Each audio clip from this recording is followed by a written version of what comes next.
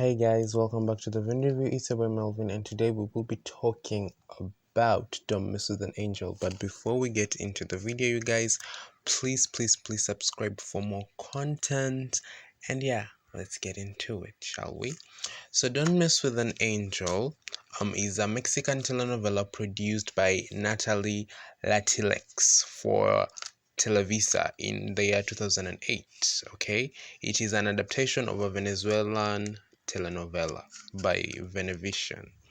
Okay, so let's get into the plot. So the plot follows the story of Maria de Jesus, better known as Marichuy, who is an orphan that lives with an old lady called Candelaria, who took her in after running away from the orphanage.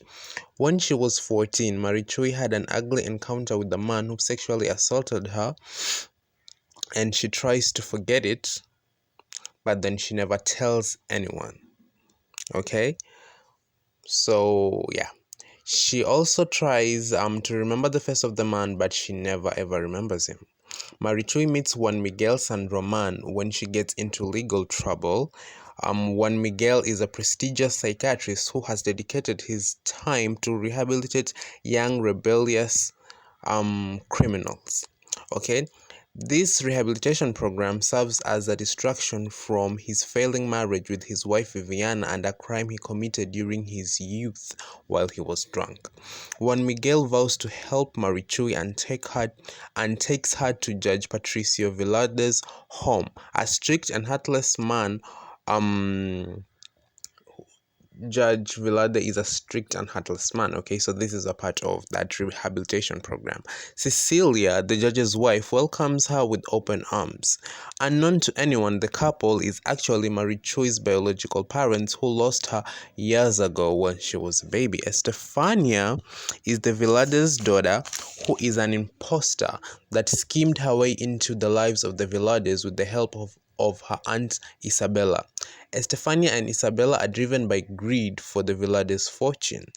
Juan Miguel gets widowed and he and Marichuy fall in love, but destiny has other plans for them. It is revealed that Juan Miguel is the man who took advantage of Marichuy, and they break up, and Juan Miguel's wife returns from her fake death.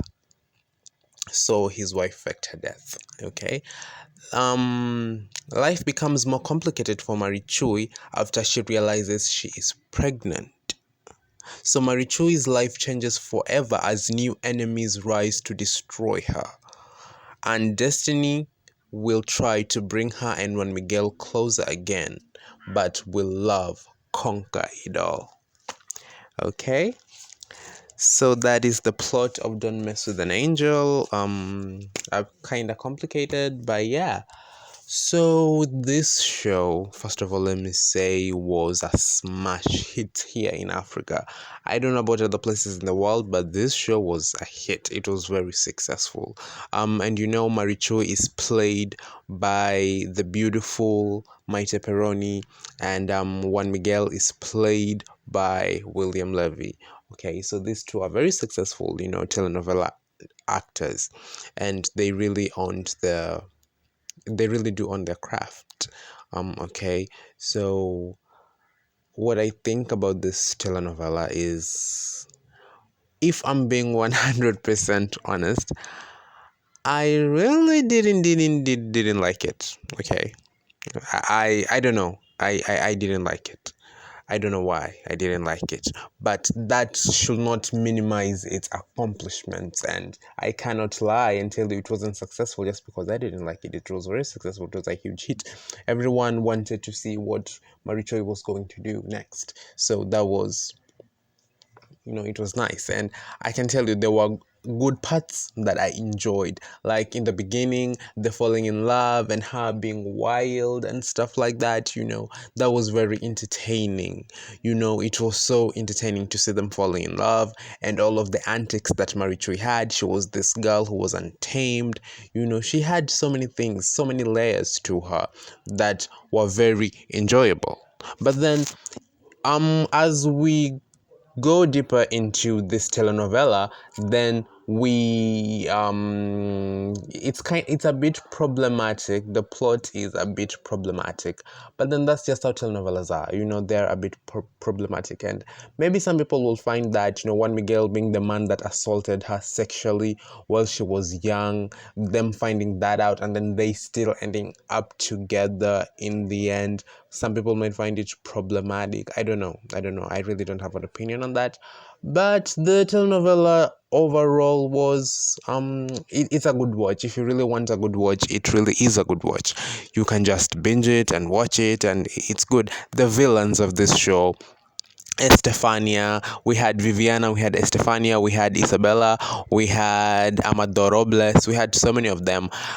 For me, this show didn't have iconic villains, honestly. If I'm being honest with you, it didn't have iconic villains. I feel like they gave her very old villains. Okay, Estefania was too old to be fighting with Maite perroni for the love of Juan Miguel. I mean, Viviana was also another one. She was a bit too old for that, so she never really had competition that was around her own age. So yeah, that's something also that I always talk about in this telenovela.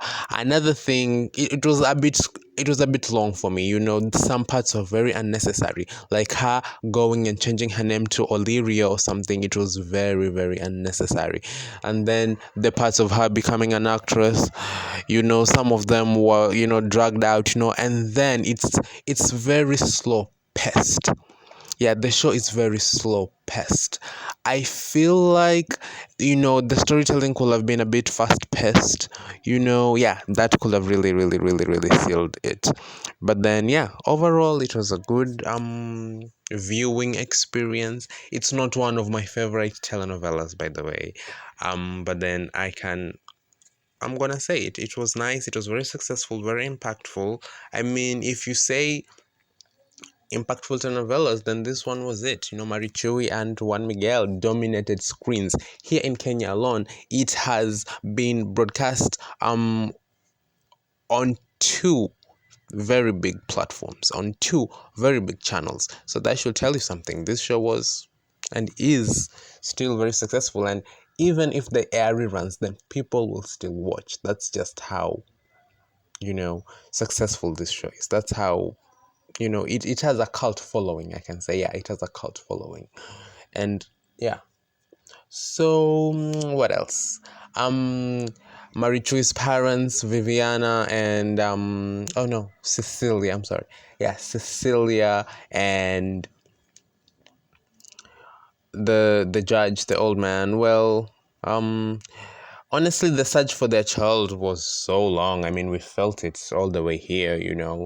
And I'm saying it didn't have to be as long as it was. This show could have been like 100 episodes and they could have told us everything they wanted to say, but then it kind of felt dragged out. It reached a point where we kind of stopped watching, and then we just skipped over to the very last like 20 episodes. So we just saw everything being wrapped up because it was long, and it was really, really long. Or maybe it wasn't that long, but then it was slow paced, so it gave this illusion of this very, very long soap opera. And maybe it wasn't even that long, but then it was slow paced. Things didn't unfold faster, so it was a bit kind of boring at times. Anyway, tell me what your thoughts on this telenovela are. Did you watch it? Did you enjoy it? Are you watching the reruns? And please, please, please like, comment, and subscribe to the channel, and have an amazing day. And I will upload more videos coming your way. And yeah, bye.